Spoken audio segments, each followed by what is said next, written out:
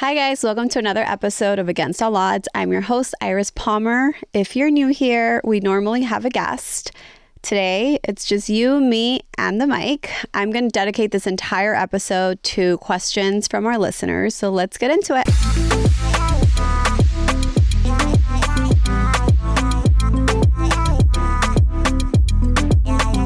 All right, our first question comes from Jennifer. Let's hear what she has to ask. Hello, Iris. My name is Jennifer, and I know that you come from a Salvadorian background, and I actually moved to El Salvador about 10 years ago, and I just wanted to ask you, how do you feel about the country and its big transformation? First of all, I love that you just moved to El Salvador. I am the Salvi queen. I feel like the transformation of the country is to our benefit, and I'm so proud that it is now one of the safest countries. I'm actually planning a trip right now, taking my family and my friends back, and it is the safest and best time to go to El Salvador right now. Okay, our next question is from J-Ron. Sometimes you have to miss things for your kids due to work responsibilities. How do you explain it to them, and how do you deal with the mom guilt? Okay, the mom guilt is going to be a forever thing. I still deal with mom guilt. And I think being honest with your kids has always been my number one way to approach everything. I'm very honest with my kids about when I have to go to work, what work does for my life, for their life, what it does, in providing a roof over our heads, the life we live. So I think just being really honest with your kids, and I've always been like that since my kids were little. So I think I've always done a really good job at being very transparent with them and not baby talking, things with them or sugarcoating things. I'm very honest, and I'm like, look, mommy can't be at your school serving lunch because mommy has to work. Mommy got goals, mommy got dreams, and mommy got bills, big bills. So I think being honest with your kids is the way that I would approach that. Our next question is from Ellie. Hi, Iris. My name is Ellie. I'm 37 and I'm a single mum from Bristol in the UK. What I wanted to know is what helps you to stay motivated. And I know that you're big on manifesting. So I wanted to know kind of any tips of things that you do in order to attract good things and good people into your life. We love our UK audience. I spent a lot of time in the UK in London, from 19 to 27. I spent a lot of time there.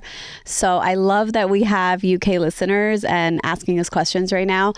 I am very big on manifesting, and I feel like I'm too good at it. So everything that I manifest, I really it really comes to life. So I have to be careful.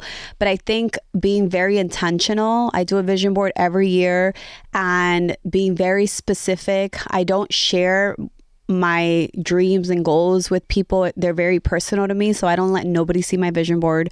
So I would say create a vision board, really manifest, really be intentional, and keep that for you. It's not for anybody else until it comes true.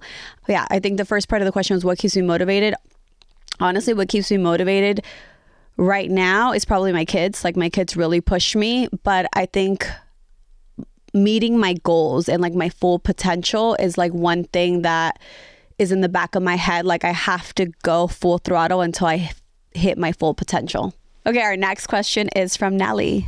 Hi, Iris. I am also a business owner and a mom of 4 actually.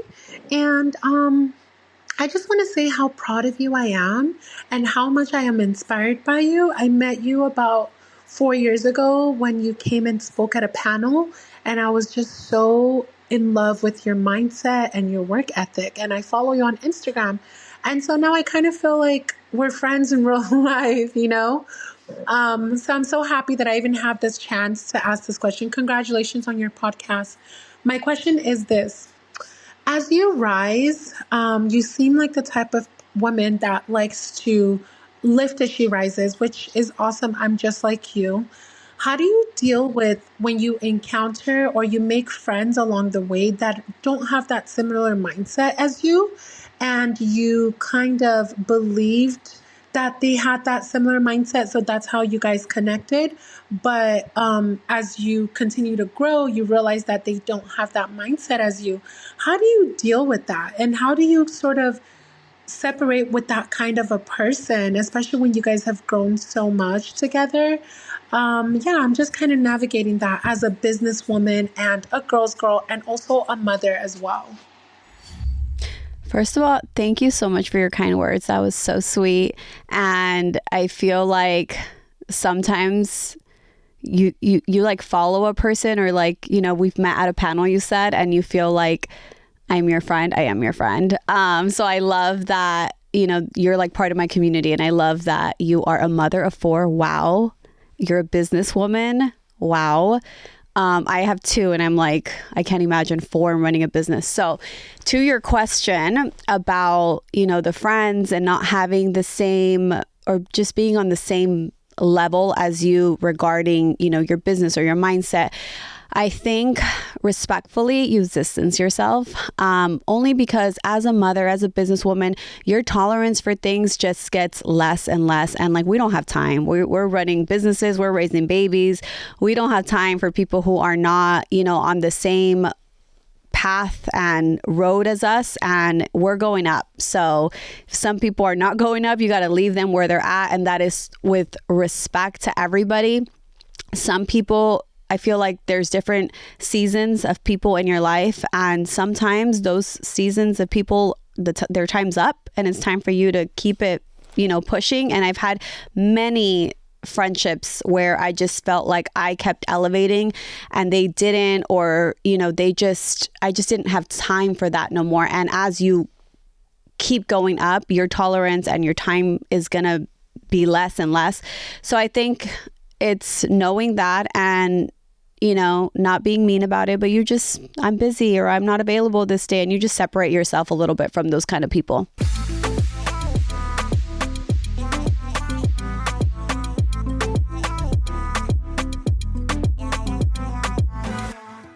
My next question is from Jenica.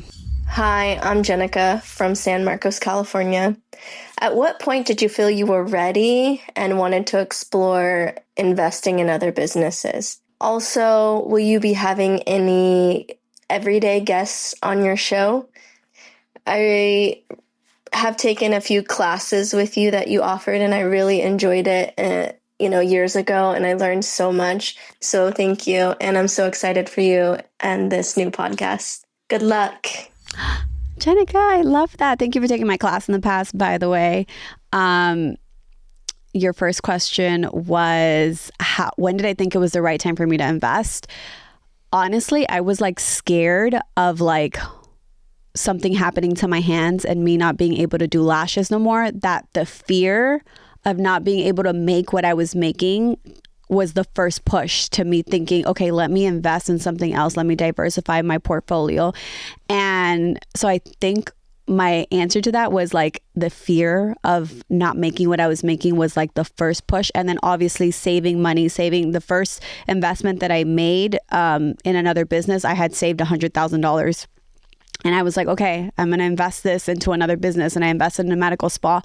And that was my first investment. And now that I'm invested in multiple companies, multiple things, that's my number one priority, is like, as much money as I make, I need to continue to invest in other things, because especially like nowadays, like life is so expensive. You have to continue to expand your portfolio in different areas and different things. So you are always okay. And to your second question, yes, I'm going to be having regular guests. Like the whole point of this is obviously to share a lot of stories of entrepreneurs who are very successful, but I also want to bring in stories of people that you guys don't know and highlight businesses and, give you guys or put you guys on to the next person that's doing amazing things. And so, yes, I will be having all types of guests on my podcast. So stay tuned. Our next question is from Sochi. Hi, beautiful. I just want to know the story of your parents, how they met, how they came about, how they came to the States, how they had you, if you have any siblings, and just, the story of Yris. That'd be beautiful too. to know. Only my mom calls me Edie, so I love that. Okay, so my mom and my dad were both raised in El Salvador. They have very similar stories. Actually, they both lost their mother before the age of 5. So it's so weird how like both of my parents had very similar stories. So I don't have no grandparents. And my mom lost both of her parents at a young age. My dad lost his mom before the age of 5, and then his dad later in life. But which is why I love that my kids have both of their grandparents, and it's so special. But my mom had 2 kids, my brother and my sister, in El Salvador. And during the war, she came to El Salvador. She came to the United States illegally. She came first, and then she brought my sister and then my brother. And it was really like they left out of fear and like in the desperate times. And my dad did too. Like, so during the war in El Salvador, they were either going to, take them, kill them. So they came here as immigrants trying to find a better life. And my mom was living in Huntington Park. And she, with her sisters, and she was working at a nightclub, like being a waitress. And my dad was here. He was in the carpet business. He was installing carpet. And before, back then, like carpet was everywhere. So he would go into that nightclub where my mom was a waitress at, and that's how they met. Then I happened, and then my dad moved my mom, my brother, and my sister to Hollywood on Santa Monica and Gower, and he basically gave her a soft life. He's like, "You're not gonna work no more. You're gonna take care of my baby," and that's how I came about. My brother, my sister's 10 years older than me. She lives in Nashville. Her name's Maggie. My brother is 12 years older than me, and my brother lives here. And yeah, that's a little bit about my story and my parents and how I came about. Our next question is from Rosa. Hey, Iris, it's Rosa Vega. I have followed you for a while. My question to you is, at what point in time did you realize you made it to where you are and at the top of your game? When did you realize that you were at the top of where you wanted to be? Thank you. Love your podcast. Oh, thank you, Rosa. What's funny is that I don't feel like I've made it yet. I feel like I've had many successful moments, like especially with my first business with Star Lash. I feel like when I had all these celebrities wanting to come to me, when I had all these, clients, just like my books, my schedule was so filled. I was like, wow, I'm that lash place. Like I'm the it lash place right now. So I've had those kind of moments that I was like they felt good. I was making a lot of money, like that I feel like were successful moments, but I still feel like I'm so far from my potential. I feel like this year in particular, I'm doing, more stuff that will get me to like my end goals, but I'm still grinding. Like I'm literally on my grind, and you guys have so much more, like the best is yet to come, and you guys will be front and center to watch it. All right, our next question is from Christina. Hi, my name is Christina, and my question for you is, as a successful business owner, what is one of the most common mistakes that you see in people that wants to start a business? I think one of the biggest mistakes is letting other people's opinions stop you, because that sabotages like your thoughts and your feelings. And I've said this before, but I think like all you need is you to believe in yourself and you to have the work ethic, and it's gonna happen. So I think like you basically making the background noise, putting it on DND, on Do Not Disturb, and pushing through that feeling and your goals, is where you'll get to where you want to be. And I think the biggest mistake is listening to other people's opinions or doubts of whatever it is you want to do.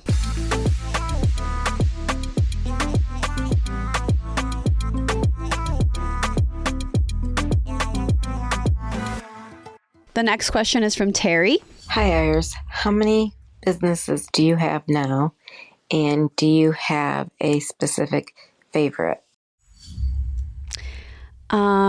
Gosh, I'm invested in a lot of businesses. But I would say that like my main business is myself, my brand, Yris Palmer, and all the stuff that I am doing right now. I have a new business that's about to launch. It's called Siba. And it came about from my daughter, actually, and just it's going to be a wellness brand for kids and hygiene and all the essentials and going back to the basics of what kids really need. And this is like preteen, teens. I'm even using the products. So that is going to be my favorite business only because it ties into my real life, my kids, my everyday. I'm trying, as like my kids are growing, I'm trying to find the most natural, the best products. Even for myself, I'm so much more self-conscious of the stuff that I'm putting in my body, what my family's having, what's in our house. So that is something that I'm truly passionate about. Working with my daughter is literally my dream. She is a mini me. And that's the business that I think right now I'm most excited about. Okay, the next question is Miranda. I've been following you on Snapchat for a long time. And I've also Googled a lot of things just to figure out like who you were, what business industry you were in, who Troy was, and that's how I learned about him, his career being in basketball. But the only thing that I actually don't think I ever figured out was the story between you and Ayla's dad. It seems like you guys have a great co-parenting relationship. I remember when you lost power, and I believe you guys were staying with him. And I think you maintained a relationship with his other son, Ayla's brother. But I don't think the story of how you and Ayla's dad met, why you guys decided to part ways, and exactly how your co-parenting relationship actually plays out. Thank you. The mystery. I'm just kidding. We have a really healthy co-parenting relationship, and him and Troy have a really great relationship. And I think it's so positive, and, I'm not like shy to talk about it. Me and Ayla's dad, when we were together, I was 19. So I was really young. I got married really young, and it was a long distance relationship the entire time. He was in London. I was here, which is why I spent so much time in London. And I think we were young. It didn't work out. We're much better friends. We are great with co-parenting. From the beginning, when me and Troy got together, I made it a point for them to meet before he met Ayla. Ayla was 2 at the time, so Ayla doesn't even remember life before Troy. And I think they've done a really good job at building a relationship. They're friends. Sometimes they communicate without even, not sometimes, all the time. They communicate with each other because Troy helps me out a lot with Ayla. So, staff will text him like, hey, can you pick her up from soccer? And they just have such a great co-parenting relationship. So yes, when the fires happened, we actually stayed at staff's house, and I know it's like a little unheard of, or sometimes people are like, this is so weird, but it's so normal for us. It's so healthy. And the person that's winning in all this is my daughter, because she has 3 parents that love her, that are always there for her, and that support her in anything. And we have time for one more question. So our last question is going to be from Joanne. Hi, Yris. I just wanted to let you know that I've been following you and Troy and Prince and Ayla, and I just think you guys are a beautiful family. I just don't know how you manage to do everything that you do to keep it afloat. I watch your cooking segments. I love when you're playing with the kids, and you're such an inspiration to people. I'm a 71-year-old mother of 3 grown men, and I have I've been married for 53 years. So the best of luck to you on your new podcast. And I know it'll be a success because you're such a beautiful woman with a big heart. God bless. Love you. And my name's Joanne. Oh my God, Joanne, that was so sweet. God bless you. I love my Snapchat community. I love that you guys are here on the podcast now, following me on my next journey, because that is the one platform I feel like I do share more, a different side of me where I am cooking. I do cook, people. People think I don't cook. I be cooking for my family. And I think you get a different glimpse of me. And you said, I don't know how you do it all. Sometimes I don't know how I do it all. I am exhausted sometimes, but, I think that's part of life, and I wear different hats. I'm a mother. I have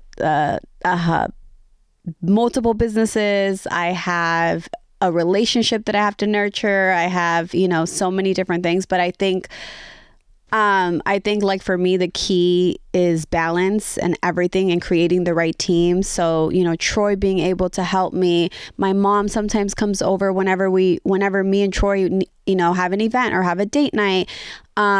And I think, especially now with what you see, and if you follow me on Snapchat, you really know, like, everything that I have coming forward and all these projects, I am hiring more people to help me. So I have an assistant coming on board. My sister's been helping me with a few things. My manager plays so many different roles. She helps me with a lot of things. But I think creating my team is really what keeps me sane. And I'm so happy that you're following my journey. And thank you for your kind words. It truly, truly means a lot.